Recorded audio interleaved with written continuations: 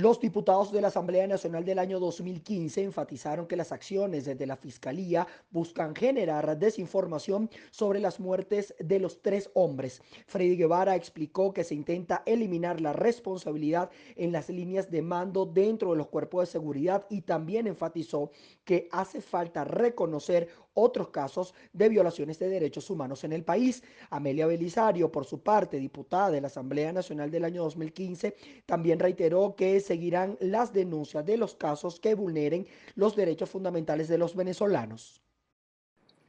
Este país no necesita más cinismo. Este país lo que necesita es calmar el llanto de las madres que sufren. Este país lo que necesita es que se haga justicia. Este país lo que necesita es que podamos abrir las puertas para la verdadera unión de los venezolanos, para la reconciliación de un país entero. Y para eso lo que necesitamos es que se haga justicia. Para que en este país se mueva la esperanza nuevamente, necesitamos que se reivindique la vida, que la ley y las instituciones promuevan la vida y no promuevan más muerte. Lo que este país necesita el día de hoy es que realmente haya justicia para que regrese la paz a los hogares de Venezuela.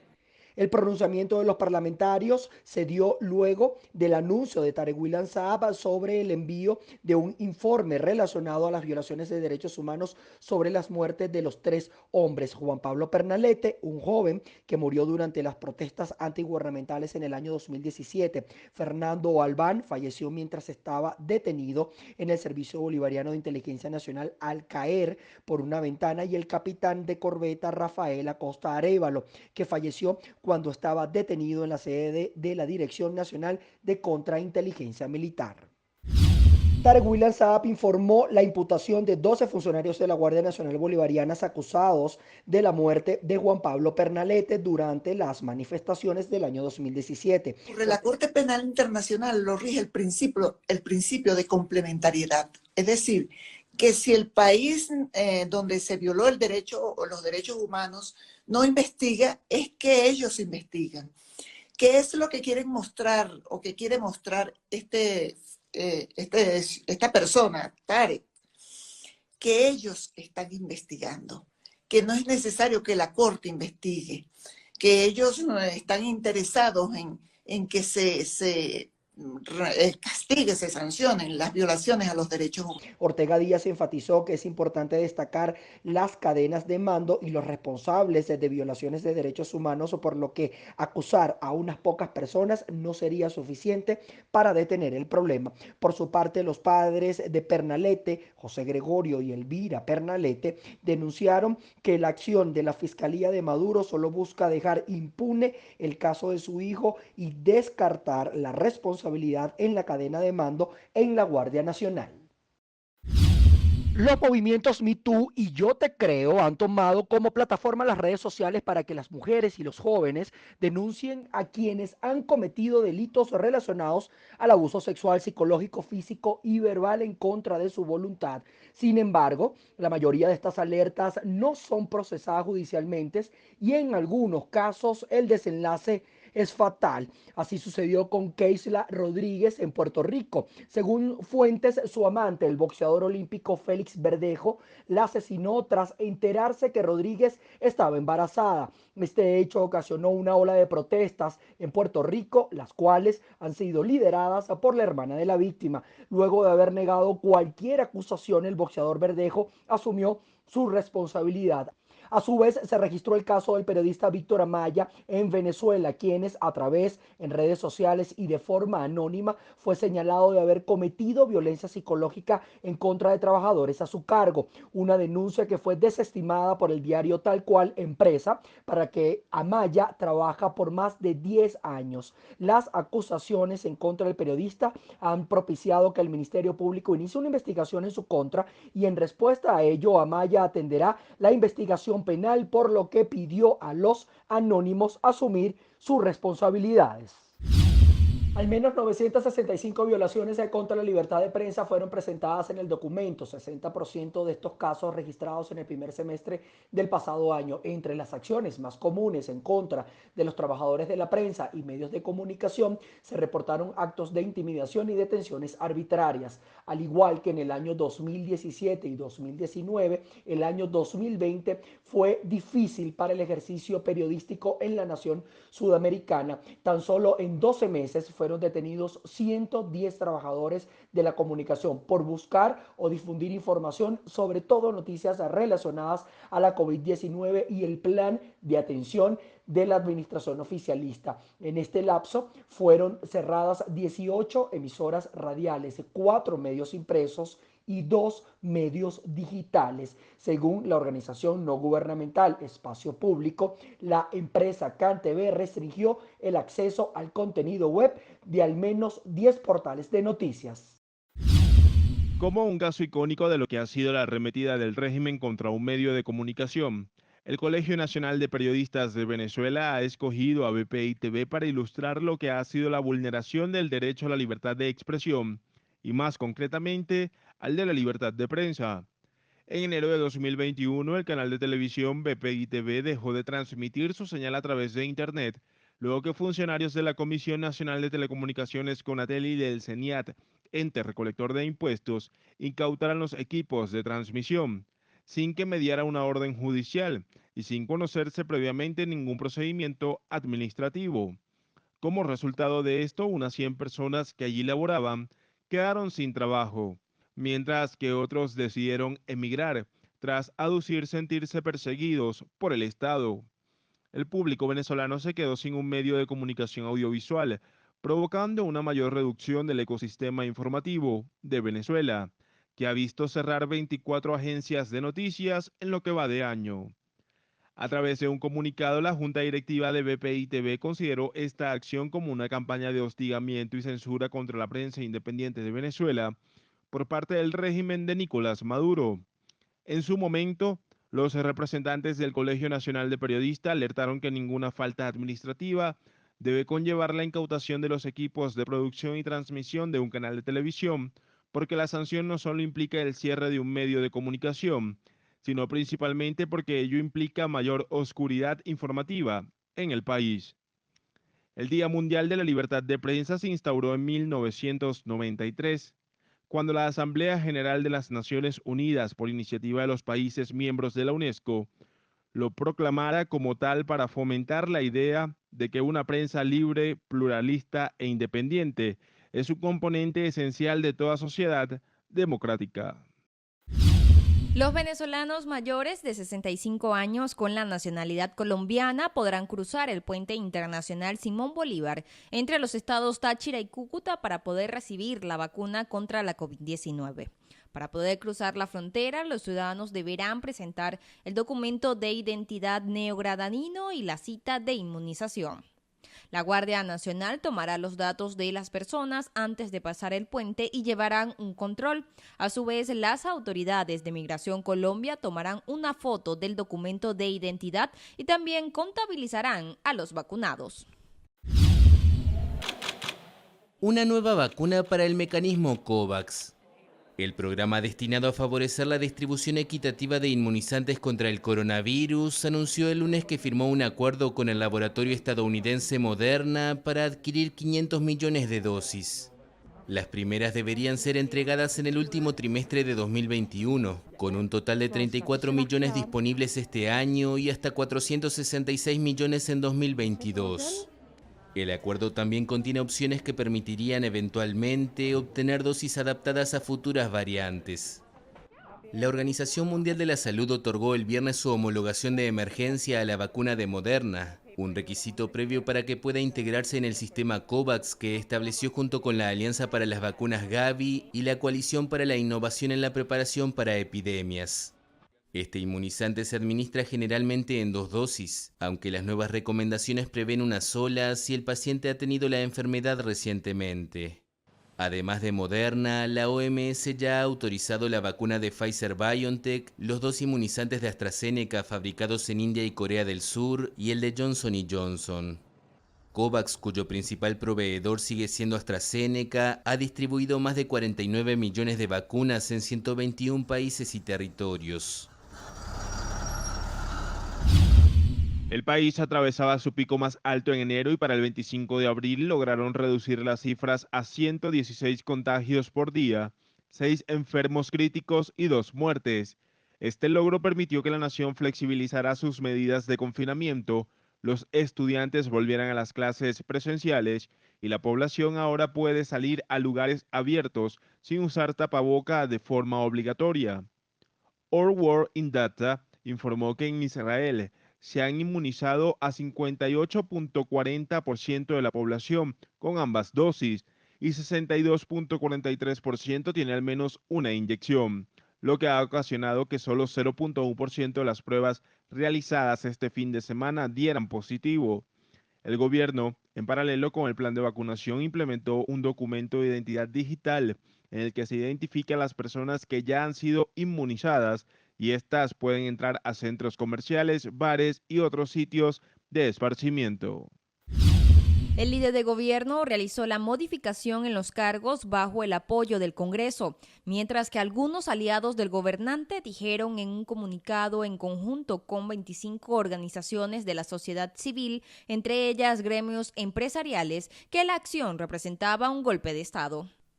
A su vez explicaron que el gobierno intenta implementar un proyecto en el que todos los poderes respondan a una sola persona.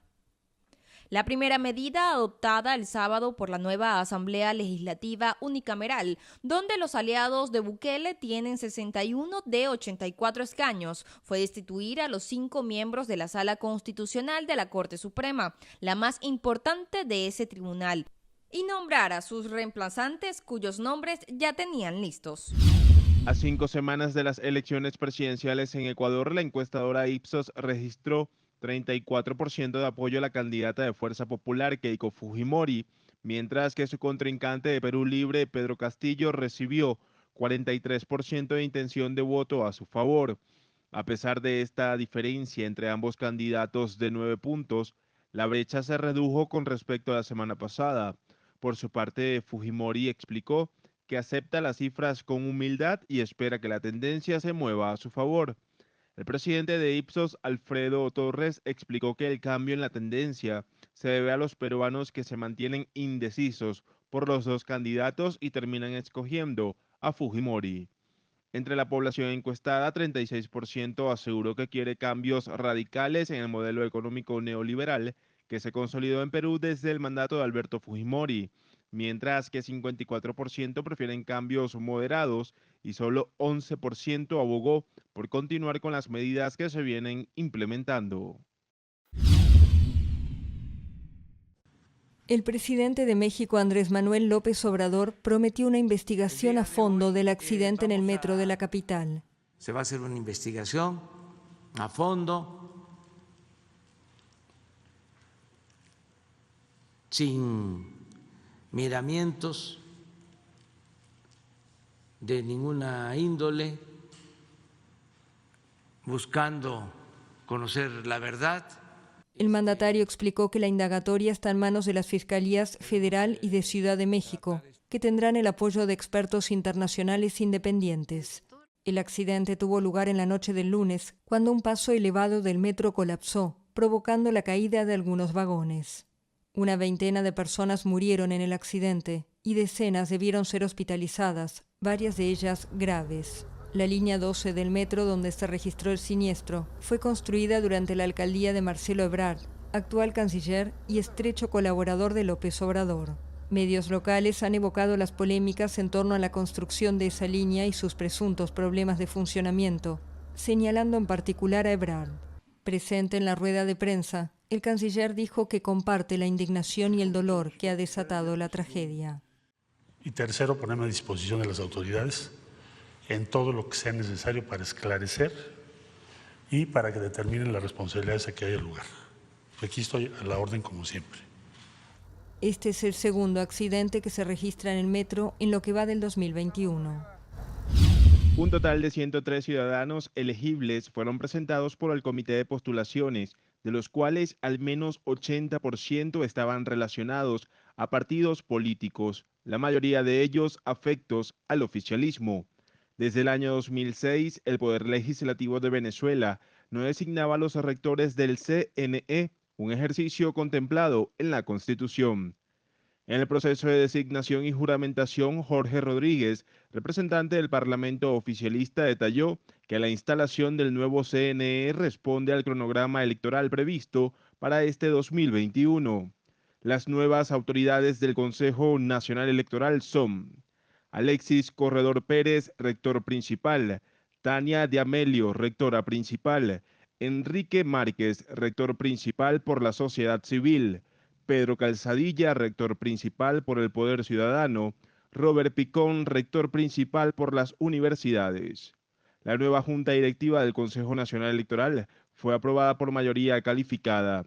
Luego del nombramiento, Jorge Rodríguez otorgó un receso de 30 minutos para que los rectores llegaran al hemiciclo de sesiones y fueran juramentados. Durante los años 2009, 2014, 2016 y 2020, los integrantes del Poder Electoral fueron nombrados por el Tribunal Supremo de Justicia de Maduro, una selección que desde el sector opositor ha sido cuestionada durante los últimos 11 años. Según lo publicado en su cuenta de Twitter, el combate tuvo lugar en horas de la noche de este lunes. Al mismo tiempo, Tarazona advirtió que la criminalidad ha aumentado en las últimas horas en esta zona fronteriza de Venezuela. El informe de esta organización no gubernamental, titulado Curva de Violencia, reveló que a la fecha en el estado Apure se han contabilizado 16 homicidios, 40 desaparecidos y enfrentamientos permanentes. Tarazona expresó que la cifra presentada por Nicolás Maduro no muestra claridad de lo que ocurre en la victoria y que solo se han reportado 8 militares fallecidos hasta el pasado 5 de abril, esto sin detallar la fecha de las muertes ni las circunstancias. India superó el martes los 20 millones de contagios registrados de coronavirus. Según los datos oficiales, más de 222.000 personas han muerto por la enfermedad, pero muchos expertos sospechan que las verdaderas cifras son muy superiores. Los hospitales están colapsados y a pesar de los esfuerzos de la comunidad internacional de los últimos días, falta oxígeno, medicamentos y camas. ¿Qué podemos hacer? No vamos a salir de nuestras casas. Si vivimos, vivimos. Si morimos, morimos en casa. No iremos al hospital aunque enfermemos. Vemos en los medios de comunicación el mal estado en el que están. No hay oxígeno ni camas. Si no hay ninguna instalación, ¿qué haremos yendo a los hospitales? El gobierno tiene que hacer arreglos para un suministro adecuado de oxígeno en todos los hospitales. Nadie debería estar muriendo porque el oxígeno se ha agotado. Si los pacientes reciben un suministro adecuado de oxígeno, al menos podemos tratarlos y prevenir muertes. Este conductor de mototaxi vendió las pocas alhajas de su esposa y convirtió a su vehículo en una pequeña ambulancia. Alguien le suministró un tubo de oxígeno, otra persona le dio un oxímetro y después un médico le enseñó cómo usar estos equipos para ubicar a los pacientes oxigenados en forma segura mientras los traslada al hospital. Un paciente gravemente enfermo no puede ser llevado al hospital sin oxígeno. Entonces pensé por qué no convertir mi vehículo de 3 ruedas en una ambulancia. No es tan espacioso como una ambulancia, pero seguramente puede salvar vidas. Desde fines de marzo se han reportado unos 8 millones de nuevos infectados, en una virulenta ola que se debería a nuevas variantes del virus y a que el gobierno permitió reanudar la mayoría de las actividades, entre ellas gigantescas congregaciones religiosas y políticas. También levantaron las restricciones impuestas a tiendas y lugares culturales, cuya medida entrará en vigencia a partir del 19 de mayo. El gobernador aseguró que las decisiones de la flexibilización se dirigen a la dirección correcta. También resaltó el progreso en el plan de vacunación, la disminución de los contagios y hospitalizaciones por la COVID-19, lo que representa el nivel más bajo desde el noviembre pasado. En Nueva York se cancelarán las restricciones que limitaban a las tiendas, cines, restaurantes y museos a recibir un aforo de entre 33 y 75% de la clientela. Las reuniones al aire libre ahora podrán llegar a 500 personas, frente a las 200 autorizadas anteriormente, y hasta 250 personas en encuentros en interiores, contra las 100 permitidas previamente. Millones de turistas locales acudieron en masa a los principales lugares turísticos de China durante las vacaciones de 5 días que comenzaron el 1 de mayo. Las calles de Pekín estaban el martes llenas de visitantes, muchos sin mascarillas, mientras que parejas de novios se sacaban fotos frente a la entrada de la ciudad prohibida. Shanghái, la otra gran ciudad china, y sus atracciones también fueron invadidas por turistas locales durante el fin de semana. En Wuhan, donde en diciembre de 2019 surgió la pandemia de la COVID-19 que azota al mundo, miles de personas sin mascarillas cantaron y bailaron hombro con hombro en un festival de música al aire libre.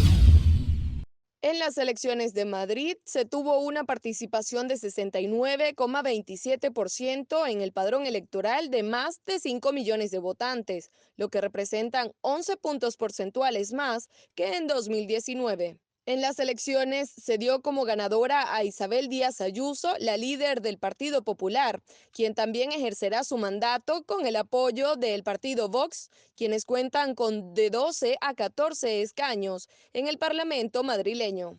A su vez, los partidarios de derecha superan la mayoría absoluta y totalizan 69 diputados, mientras que el Partido Socialista Obrero Español solo obtuvo 26 escaños. Estas serían las primeras elecciones en Madrid desde el inicio de la pandemia en marzo de 2020.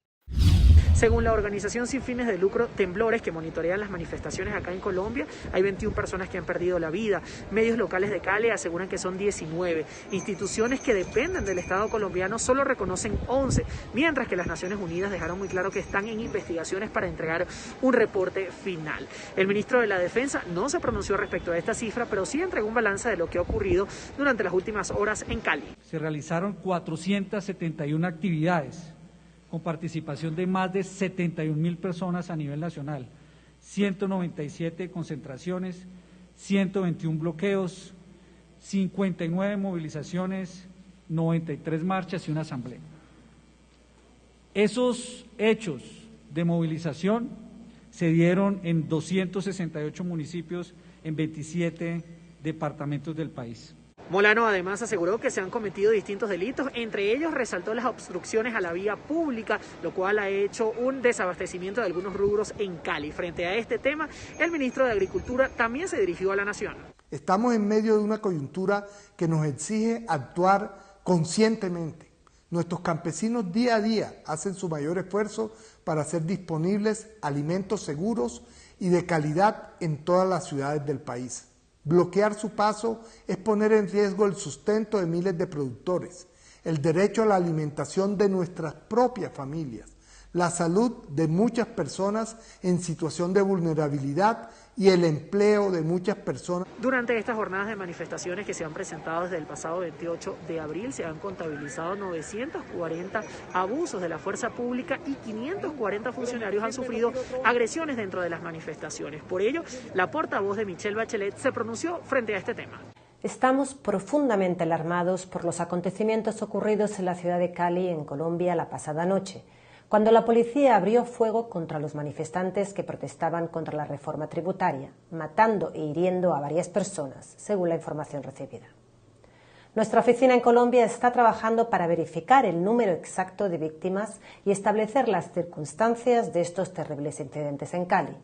Las personas defensoras de derechos humanos también informaron que han sido acosadas y amenazadas. Respecto a estas amenazas que han sufrido los defensores de los derechos humanos que se encuentran en las manifestaciones, el ministro de la Defensa aseguró que se encuentra al frente de este tema.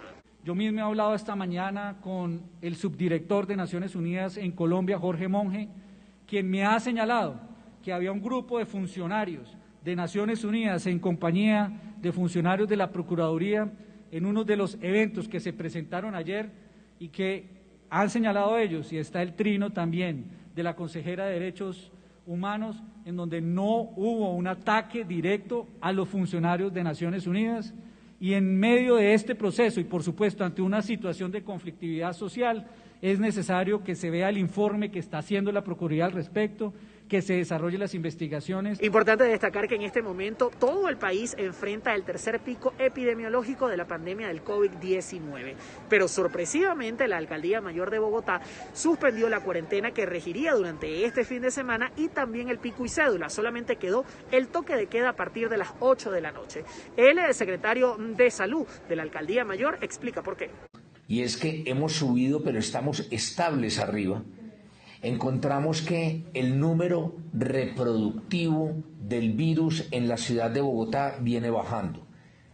Y este, que es un término técnico, ya ustedes lo manejan supremamente bien. El número reproductivo habla de la capacidad de transmisión del virus. Estábamos en algún momento por allá en 1.5, en este momento estamos en 1.2 cuando contabilizamos todos los datos. Entonces las tendencias que vemos de estas curvas nos permiten concluir que el momento que estamos viviendo es el momento más difícil, pero que estamos estables allí. Con esta información me despido desde la Plaza Bolívar de Bogotá, el lugar donde, por cierto, mañana se espera se congreguen nuevamente los manifestantes en contra de las medidas que ha anunciado el presidente de la República, Iván Duque. Yo soy José Arnaldo Mujica y esto es BPI TV. Bachelet aseguró que la destitución de los magistrados en El Salvador socava la democracia, por lo que enfatizó la importancia de mantener un Estado de Derecho en el país y la separación de los poderes.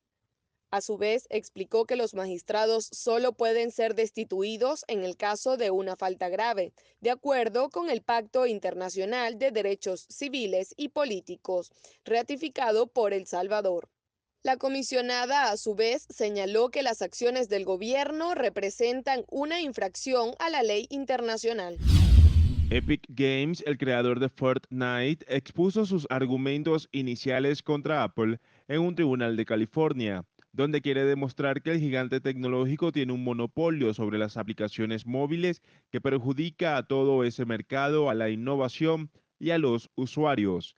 El anuncio lo ofreció la abogada de Epic, Catherine Forrest, durante el inicio del proceso judicial.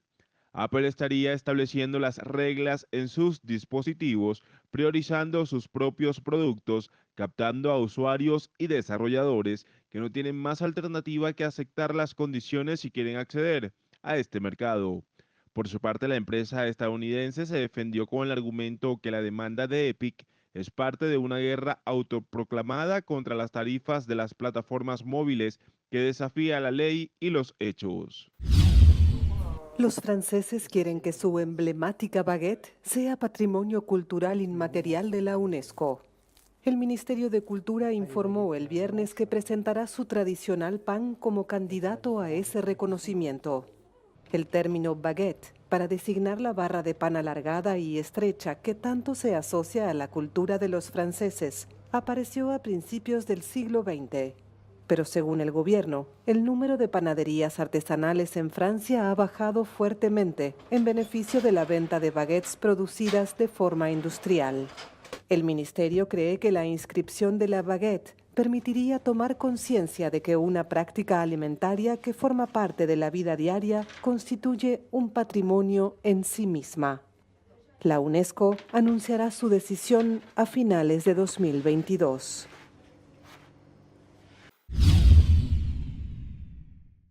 El director general de Migración Colombia, Juan Francisco Espinosa, recordó que todos los ciudadanos venezolanos dentro del territorio neogranadino deberán ingresar al portal www.migracioncolombia.gov.co y hacer clic en la opción Visibles para iniciar el registro único.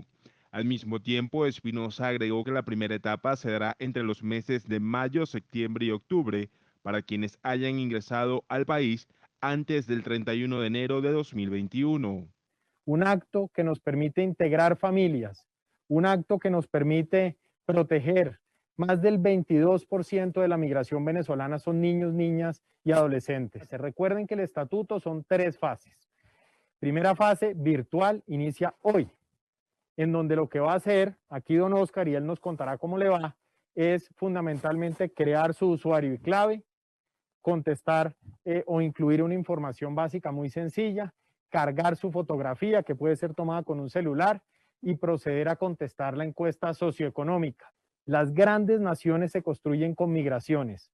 Y como lo vamos a ver a lo largo de mucho tiempo, la gran mayoría del pueblo venezolano es gente buena, gente decente, que ha escapado de una situación terrible y que está construyendo un mejor presente. Pero claro, colombianos, venezolanos, y a todos nos corresponde construir una mejor nación. Nos corresponde decirle no a la xenofobia, no a la generalización, no a la estigmatización, y eso no tiene nada que ver con nacionalidades. Los venezolanos dentro de Colombia que no cuenten con un usuario en el portal de migración deberán realizar su registro, leer y aceptar las condiciones y generar una clave sencilla. El lapso establecido por el portal para la completación del formulario es menor a los 30 minutos por cada persona. La tercera etapa de este proceso se centrará en otorgar un documento de identificación a los migrantes venezolanos, el cual les otorgará mayor inclusión dentro de la sociedad colombiana. Al mismo tiempo podrán obtener acceso al sistema de salud, a la educación, a la titulación, beneficios financieros, entre otros. La Defensoría del Pueblo durante este miércoles aseguró que 24 personas han perdido la vida en medio de esta ola de manifestaciones. Frente a este tema, el presidente de la República, Iván Duque, envió este mensaje al país. Nos duelen los miles de familias colombianas que han sido víctimas del vandalismo. En estas familias contamos las que han visto partir a sus hijos para enfrentar la criminalidad. Nos duelen todas las vidas de aquellos que han sido víctimas de la violencia de estos días.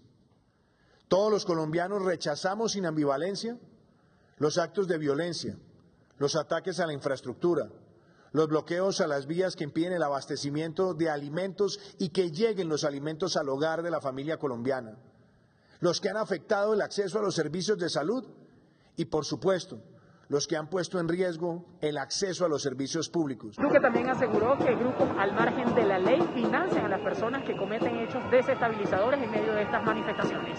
La amenaza vandálica que enfrentamos consiste en una organización criminal que se esconde detrás de legítimas aspiraciones sociales para desestabilizar a la sociedad, generar terror en la ciudadanía y distraer las acciones de la fuerza pública.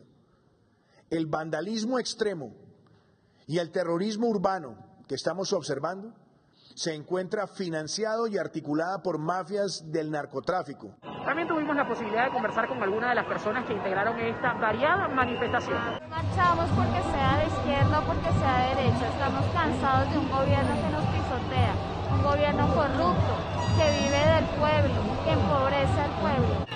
Los impuestos que se pagan hoy en día nos están viendo en cuanto a la prestación de los servicios de la salud, ni tampoco para los empleados del sistema de salud. Hay muchas personas que trabajan en el sistema de salud con sueldos muy bajos, con sueldos atrasados. No hay una seguridad social tampoco. Miembros de la Iglesia Católica también dijeron presente en medio de esta manifestación. Colombia se enfrenta desde hace muchos años a un proceso de desigualdad, a un proceso de injusticia. Cuando logremos restaurar la justicia en nuestro país, veremos que todo cambiará, pero la justicia depende de todos. El 45% de las unidades de transporte que llevan el oxígeno a las principales ciudades en este país se encuentra paralizado en medio de las manifestaciones que se han generado en las principales vías. El secretario de Salud de la Alcaldía de Bogotá hace un llamado a la ciudadanía. El permitir el paso del personal de salud, el permitir el paso de las ambulancias que van con pacientes o van a recoger pacientes, es un aspecto no solo de humanidad, sino de sentido común. Podría ser usted el que vaya en ese vehículo o pudiera ser usted al que vamos a recoger.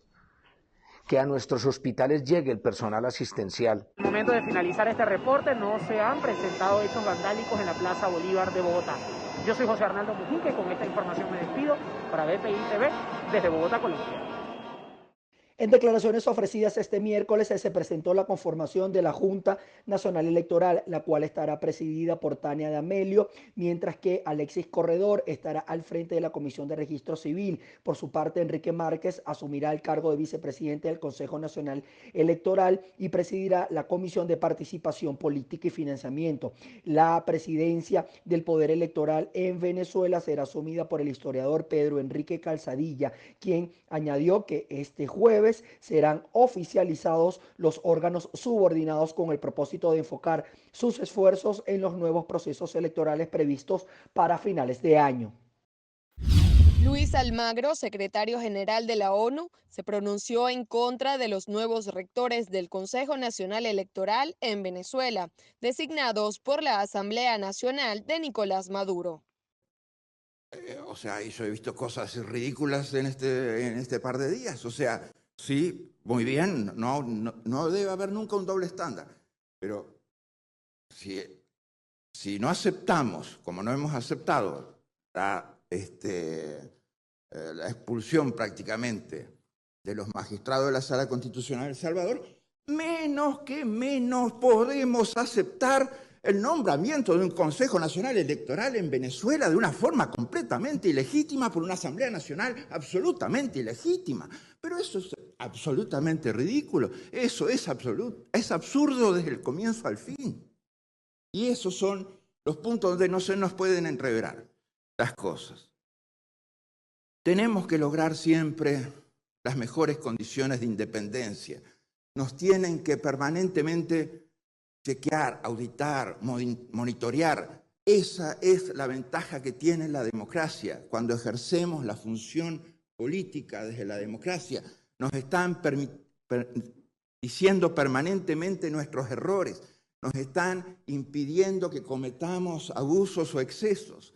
El secretario general de la ONU ofreció sus declaraciones en medio del Foro de Defensa de la Democracia en las Américas, celebrado en Miami, Estados Unidos. El grupo de líderes americanos determinaron que Venezuela es uno de los 4 países en el continente, así como Cuba, Nicaragua y Bolivia, que no forman parte de las naciones democráticas. Estamos ahora recibiendo los primeros 50 de 100 congeladores que UNICEF ha gestionado para apoyar los esfuerzos del país en el plan de introducción y despliegue de las vacunas de la COVID. Cada uno de estos congeladores nos permitirán el almacenamiento de alrededor de 8.500 dosis de vacunas en cada uno de los sitios donde se coloquen, lo cual equivale a alrededor de 256 litros de capacidad. UNICEF también apoyará los procesos de instalación y distribución de los equipos a fin de garantizar que todas las recomendaciones del proveedor sean cumplidas para aumentar la vida útil de cada uno de los equipos donados. La información fue ofrecida por la canciller alemana Angela Merkel y el director de la Organización Mundial de la Salud, Tedros Adhanom. La plataforma tendrá su sede en Berlín y que probablemente se inaugurará en septiembre. En el centro de investigación se trabajará con socios de todo el mundo para prevenir, detectar y prepararse ante los riesgos de próximas pandemias y epidemias. La iniciativa será financiada principalmente por Alemania, con 30 millones de euros al año, pero el director de la OMS explicó que se necesitarán más fondos para continuar con el proyecto. A su vez, se sumarán entes gubernamentales y empresas privadas para contribuir con la investigación. Por su parte, el director de la OMS reiteró la importancia de esta iniciativa al explicar que la pandemia de la COVID-19 ha puesto en evidencia las deficiencias de los sistemas mundiales de información sobre estos temas. La Junta de la red social dijo que Trump creó un ambiente que daba pie a un serio riesgo de violencia con sus comentarios sobre el ataque al Capitolio en Estados Unidos por parte de sus seguidores el pasado 6 de enero. Ante la decisión de Facebook, Trump pidió una revisión de esa medida en los próximos 6 meses. El panel independiente de Facebook añadió que no fue apropiado que Facebook impusiera una pena indeterminada y estandarizada de suspensión indefinida, por lo que instó a la plataforma a revisar este asunto para establecer y justificar una respuesta proporcionada en los próximos 6 meses. Los miembros de la oposición nicaragüense alegan que la reforma es un intento del presidente Daniel Ortega para mantenerse en el poder. En el cambio de la norma también se contempla la prohibición de voto para las personas que hayan participado en las protestas en contra del mandatario durante el 2018 y que hayan sido señaladas por las autoridades. Por su parte, los leales al presidente explican que solo buscan una forma de resguardar las elecciones de cualquier injerencia y evitar que un golpe de Estado se mantenga en el país.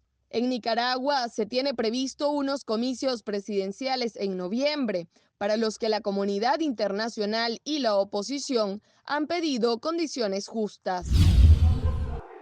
Una momia egipcia embarazada. Científicos polacos descubrieron el primer caso conocido de un cuerpo embalsamado de una mujer embarazada mientras realizaban radiografías de sus restos de hace 2000 años. Yo soy madre de 3 hijos y mientras veía las radiografías me pregunté, ¿estoy viendo un feto? Eran las 2 de la mañana y recuerdo llamarle a mi esposo, pensando que yo no estaba viendo bien porque estaba cansada, pero cuando vino, vio un pie. Después descubrimos una mano y ese fue el inicio de un largo camino. Según los expertos, la mujer tenía entre 20 y 30 años y tenía 7 meses de embarazo. Los antropólogos explican que en el antiguo Egipto los órganos internos eran retirados de las momias para embalsamarlos y luego eran colocados de nuevo en el cuerpo, por lo que es sorprendente que este feto permaneciera en el cuerpo de su madre.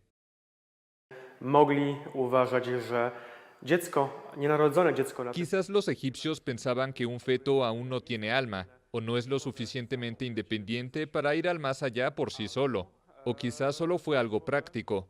En este estado del embarazo, el útero es muy rígido y sería muy difícil remover el feto sin dañarlo. Los científicos creen que la momia podría datar del siglo I a.C. y trabajan para averiguar la posible causa de su muerte. La momia fue llevada a Polonia en el siglo XIX e integra la colección de antigüedades de la Universidad de Varsovia. Por medio de su cuenta Twitter, Julie Shum, subsecretaria interina adjunta del Departamento de Estado para el Hemisferio Occidental, expresó que el gobierno estadounidense mantendrá acciones que permitan obtener una solución integral y negociada a la crisis de Venezuela. Precisó que dependerá de los venezolanos decidir si el nuevo poder electoral contribuirá en la celebración de elecciones libres y transparentes. Shum recordó que Estados Unidos mantiene como objetivo lograr el levantamiento de prohibición a los partidos políticos, la liberación de los presos políticos, la presentación de un calendario electoral público, entre otros aspectos.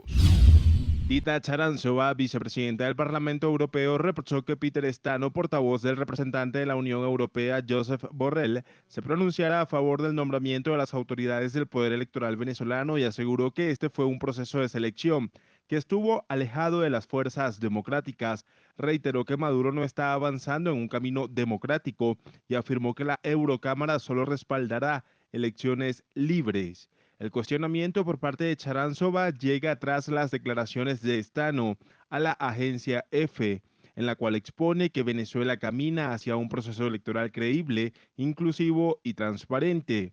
Por su parte, en Estados Unidos, la congresista demócrata Debbie Wasserman y el congresista republicano Mario Díaz-Balart consideraron que este nombramiento es una acción más del régimen para mantenerse en el poder. A través de un comunicado, los funcionarios denunciaron que Maduro recurre a la creación de instituciones ilegítimas para corromper a los organismos que en algún momento fueron democráticos.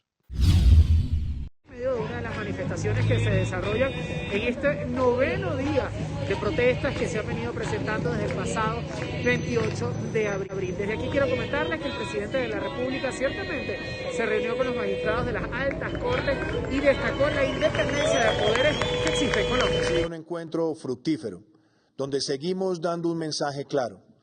Colombia tiene que unirse para salir adelante de todos los estragos que nos ha dejado la pandemia del COVID-19. Tenemos que rechazar categóricamente la violencia, las vías de hecho y todas las manifestaciones y expresiones que atentan contra la vida, honra, bienes, derechos y libertades de los ciudadanos. Creo además que en este espacio que hemos tenido el día de hoy, también nos unimos genuinamente y de corazón con todas las víctimas de la violencia y también expresamos nuestra solidaridad. Que sea esta una ocasión para mostrar que los poderes públicos, en medio de las circunstancias, siempre en su separación de poderes, se unen para proteger, para preservar la institucionalidad de nuestro país. Por su parte, el presidente de la Corte Constitucional de Colombia, Antonio Lizarazo, entregó el balance de la reunión que sostuvieron en el Palacio de Nariño. Como primer punto está respetar el orden institucional y además respetar la Constitución colombiana. Segundo punto, condenan los actos de vandalismo que se han venido presentando. Y como tercer punto, respeto al diálogo nacional. Los delitos que en el marco de la protesta se han presentado contra cualquier ciudadano o servidor público deben ser investigados, priorizados y sancionadas por las autoridades competentes. Quinto, las altas cortes reconocen el conjunto de acciones y programas sociales que se están ejecutando desde el Gobierno Nacional en atención a la situación sanitaria, así como a los desafíos sociales y económicos que enfrenta el país. Sumado a todo esto, se desarrollan manifestaciones en algunos puntos de la capital colombiana. Este es uno de ellos. Tuvimos la posibilidad de conversar con algunas de las personas que a través de la danza quieren expresar su descontento por lo que ocurre en Colombia. Muchos años de corrupción, de muchas personas en cargos políticos eternamente, ¿sí? Muchos robos, entonces creo que han sido muchas cosas. Creo que lo que en este momento rebosó el vaso fue pues las reformas, no solo la reforma tributaria, que pues aparentemente nos dijeron que ya la iban a sacar, pero pues creemos que no, es un Estado mentiroso y por tanto no estamos convencidos de la situación. Siempre hemos estado en crisis económica, social, cultural, todo. Pero lo que explotó esto fue la reforma tributaria. Sin embargo, también está otra reforma, que es la reforma de la salud, que lo que quieren hacer es que la salud la quieren tomar empresas privadas. Donde los jóvenes no tenemos una voz, no tenemos un apoyo, donde la educación pública es casi que un privilegio, más no un derecho. Manifestaciones como esta se han venido presentando en distintos puntos de la capital y en algunas de las ciudades del interior del país. Al cierre de este informe, totalmente pacíficas. Igualmente quiero agregar que hasta el próximo 20 de mayo el presidente de la República estará sosteniendo estas reuniones que tuvieron el día de hoy lugar en el Palacio de Nariño. El lunes se reunirá con los convocantes al paro nacional y el martes lo hará con los estudiantes. Yo soy José Hernando Cunica para BPI TV desde Bogotá, Colombia. Apoyo de líderes mundiales a la liberación de las patentes de las vacunas contra el coronavirus. La Unión Europea aceptó el jueves debatir sobre esta idea, luego de que Estados Unidos anunciara que estaba a favor. El presidente de Francia, Emmanuel Macron, y el de Rusia, Vladimir Putin, también mostraron su apoyo a la medida. La Unión Europea también está lista para conversar sobre cualquier propuesta que responda a la crisis de forma efectiva y pragmática. El jefe de la Organización Mundial de la Salud celebró en Twitter una decisión que calificó como histórica. Por el momento, las patentes están principalmente en manos de los laboratorios estadounidenses, que en general se oponen a su eliminación porque según ellos esto les privaría de ingresos para financiar sus costosas innovaciones. Johnson & Johnson, Pfizer y Moderna no reaccionaron de inmediato al anuncio de Washington, pero la Federación Internacional de Fabricantes y Asociaciones Farmacéuticas dijo que era decepcionante porque estima que es una respuesta sencilla pero incorrecta a un problema complejo.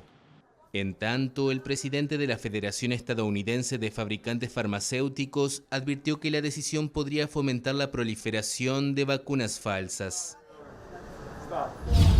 El presidente estadounidense Joe Biden inició una nueva fase de inmunización con el objetivo de al menos una inyección para el 70% de los adultos y 160 millones de estadounidenses completamente inmunizados para el feriado nacional del 4 de julio. Para lograr este objetivo, anunció alianzas con supermercados para garantizar promociones a los compradores que vayan a vacunarse. Estas reducciones van desde $5 hasta el 10% de la compra, según lo anunció Andy Slavitt, asesor de la Casa Blanca en la lucha contra la COVID-19. También los fanáticos del béisbol que se vacunen en el estadio de los Yankees o de los Mets de Nueva York el día de partido recibirán un pase gratis, así lo anunció el gobernador de Nueva York, Andrew Cuomo. Unos 48 millones de votantes fueron llamados a elegir a 5.000 concejales y 143 asambleas regionales en Inglaterra, al alcalde de Londres y los parlamentos regionales de Gales y Escocia. Estos son los primeros comicios tras el Brexit y el inicio de la pandemia, en una jornada apodada Superjueves por la gran cantidad de elecciones que acumula, en su mayoría retrasadas desde el año pasado debido al coronavirus. Por su parte, el primer ministro Boris Johnson aseguró que se trató de un gran día, al tiempo que pidió el apoyo de los electores para su partido conservador, pero los resultados no se conocerán hasta el viernes o el fin de semana. Brad Smith, responsable de asuntos legales de Microsoft, aclaró que los datos de los europeos serán guardados en una nube dentro de su territorio. La decisión se dio en medio de la preocupación por parte de la comunidad de países por la legislación estadounidense sobre datos. La medida entrará en vigor a finales del año que viene, según informó Smith. Los europeos están preocupados por la situación jurídica de los datos que confían a los gigantes estadounidenses de servicios en la nube como Microsoft, Amazon, Google y en particular por la intromisión de los tribunales estadounidenses en estos asuntos. En este sentido, el Tribunal de Justicia de la Unión Europea decidió a mediados de 2020 invalidar el acuerdo Privacy Shield entre la Comunidad de Países y Estados Unidos que regula las transferencias de datos a ambos lados del Atlántico. Los empleados también podrán escoger la ciudad en la que deseen trabajar a partir del 1 de septiembre. La compañía estima que el 60% de la fuerza laboral podría volver a las oficinas algunos días a la semana, alternando el método presencial y el trabajo a distancia. Mientras que el 20% podría escoger quedarse en casa y otro 20% se mudará a otras oficinas distintas. Google cuenta con 140,000 trabajadores en total en 170 ciudades y 60 países. Los empleados también tienen permitido estar 20 días al año fuera de sus oficinas. Un embarazo completamente fuera de lo normal. Una mujer maliense que creía estar embarazada de septillizos dio a luz a 9 bebés, 5 niñas y 4 varones. Halima Cissé, de 25 años, fue trasladada el 30 de marzo de Bamako, donde era tratada, a Marruecos, donde tuvo a sus nonillizos. La joven fue admitida en el hospital con 25 semanas de embarazo, pero la intervención del personal médico permitió prolongar la gestación hasta la semana 30. El nacimiento fue por cesárea y los bebés, que pesaron entre 500 gramos y 1 kilo, se encontraban bien según los médicos. De todas formas, permanecerán en el hospital entre 2 y 3 meses más hasta que tengan un peso saludable para poder irse a casa.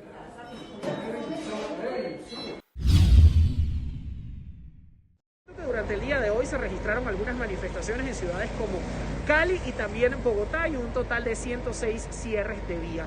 El presidente de la República continuó por tercer día consecutivo realizando reuniones en el Palacio de Nariño, evidentemente con la intención de encontrar una salida lo más rápida posible a la crisis que enfrenta Colombia. Primeramente se reunió con la Coalición por la Esperanza y además también sostuvo un encuentro con 4 exministros y 2 exalcaldes. El ministro del Interior nos entrega el balance. En esta reunión se hizo con un ánimo constructivo, como lo hemos dicho, escuchando a quien quiera ser escuchado. Intercambiamos diferentes posiciones sobre temas que afectan al país, con propuestas, visiones, observaciones. Y hay que decir que dentro de la diferencia se encuentran convergencias. Sumado a esto, les cuento que el comisionado para la paz, Miguel Ceballos, aseguró que el gobierno nacional y también los representantes del paro han sostenido encuentros de carácter privado. Desde allí han acordado reunirse el próximo lunes. Sin embargo, el presidente de la República quiere efectuar este encuentro hoy mismo, si es posible, en el Palacio de Nariño. Queremos insistir en que las puertas de este Palacio de Nariño siguen abiertas para que los representantes vengan hoy mismo. La agenda que ellos nos habían solicitado era para el lunes, pero el presidente y la vicepresidenta no quieren esperar al lunes, como no quiere esperar al lunes el país entero. Ceballos aprovechó la oportunidad para entregar la agenda que se desarrollará en el Palacio de Nariño durante este fin de semana.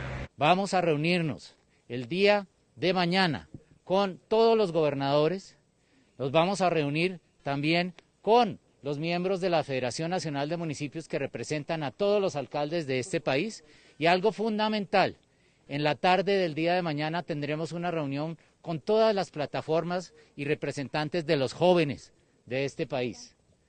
El día domingo estaremos reuniéndonos con todas las iglesias, con todos los cultos, con todas las expresiones de la fe, y en la tarde nos vamos a reunir con todas las plataformas y representantes de las víctimas en Colombia. En otro tema les cuento que en este momento Colombia enfrenta el tercer pico epidemiológico de la pandemia del COVID-19. Por ello, el ministro de Salud, Fernando Ruiz, anunció recientemente que el Día de las Madres no se celebrará este domingo, sino el próximo 31 de mayo.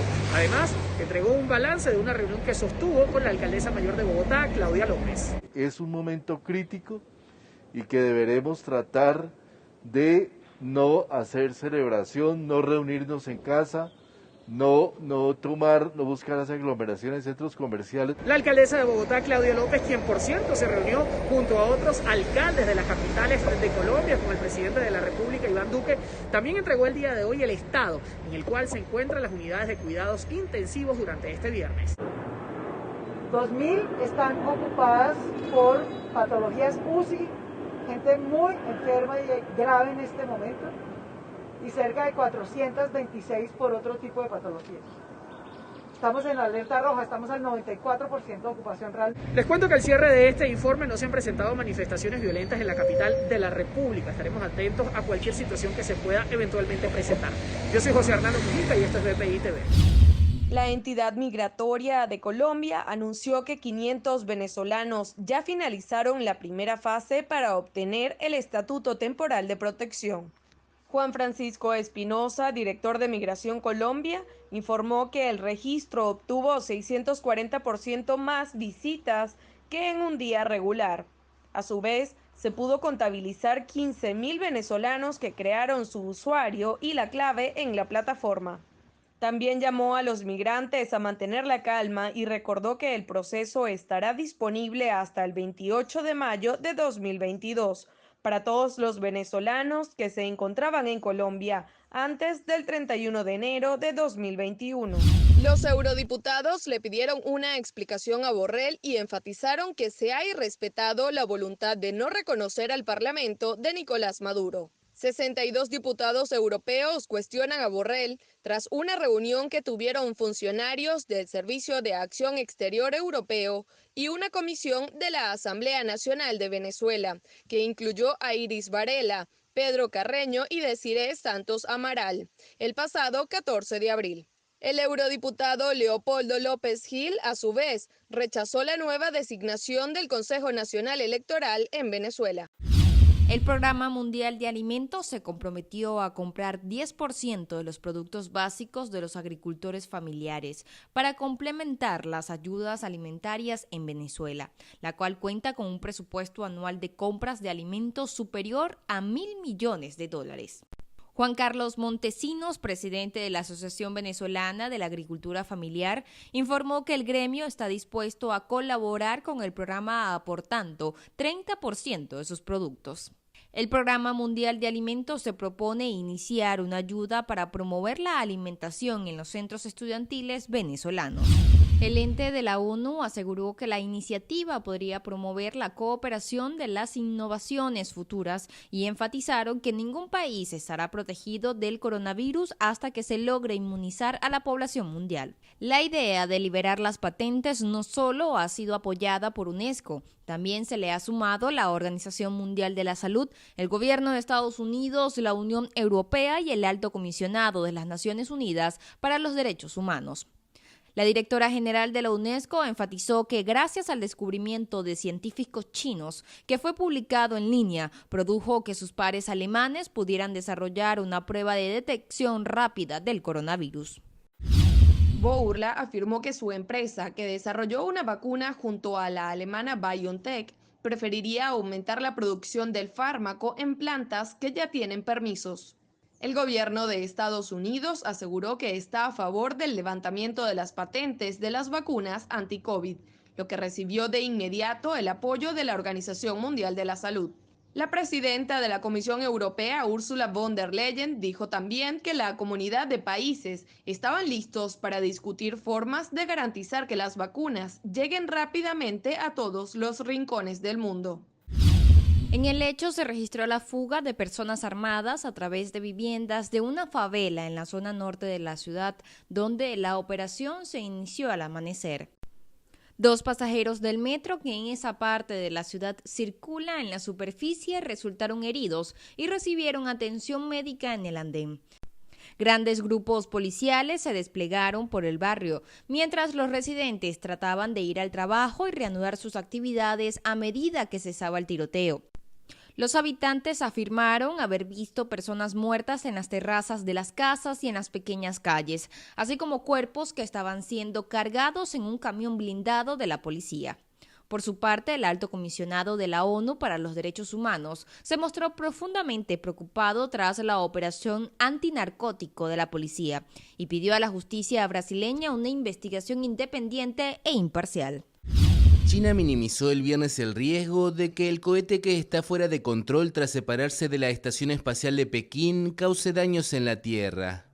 Expertos militares estadounidenses señalaron la víspera que el cohete Larga Marcha 5B podría caer en la superficie en algún momento entre el sábado y el domingo.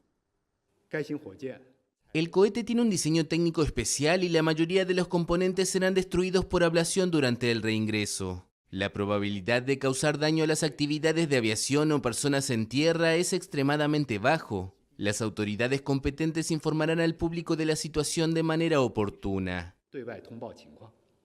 China lanzó a finales de abril el primero de los 3 elementos de su estación espacial.